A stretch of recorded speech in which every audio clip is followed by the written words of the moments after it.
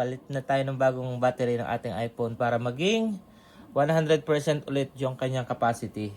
Yan.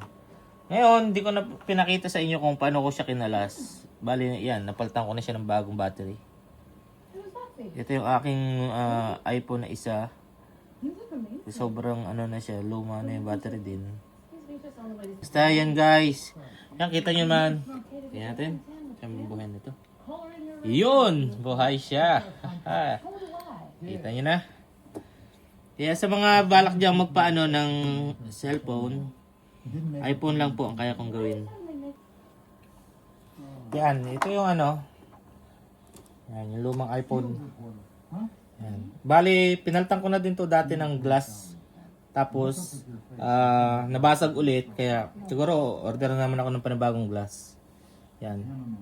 Kung nagpapalit lang nito guys, yung aking cellphone. Kasi, mahal magpaano ng ano sa mga technician. Yan lang guys. Thank you sa panonood.